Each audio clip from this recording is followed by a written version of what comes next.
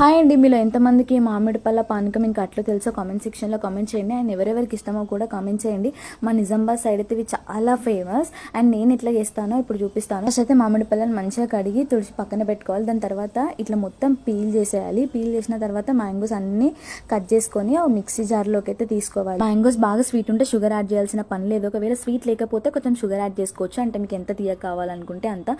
ఒకసారి mixie పట్టేసుకోవాలి. Mixie పట్టిన తర్వాత 3 or 4 ఇలాచీలు దంచి అందులో వేసుకోవాలి. టేస్ట్ ఇంకా బాగుంటది. ఒక బౌల్ తీసుకొని మనకి ఎంత గోధుమ పిండి కావాలో అంత అందులో పోసిన తర్వాత కొంచెం సాల్ట్ వేసి వాటర్ తో చేయితోటే కలపాలి. ఉండలు అస్సలు ఉండొద్దు, ఎందుకంటే దోశ వేసేటప్పుడు మనకు అంత డిస్టర్బెన్స్ గా ఉంటుంది. సో అట్లా పిండి కలిపిన తర్వాత ఒక 1 hour అలా పక్కన పెట్టి దోశ పాన్ మీద మనం దోశలు ఎట్లయితే పోసుకుంటామో ఆయిల్ వేసి అటు ఇటు బాగా కాల్చాలి. టేస్ట్ అయితే చాలా బాగుంటుంది. మీరు ఎప్పుడైనా ఇట్లా ట్రై చేసిరా? అండ్ వీటిలో అట్లతోనే కాకుండా పూరీలతోటి చపాతీతోటి కూడా ఆ కాంబినేషన్ లో తింటారు. మీకు ఏ కాంబినేషన్ లో ఇష్టమో కామెంట్ సెక్షన్ లో కామెంట్ చేయండి.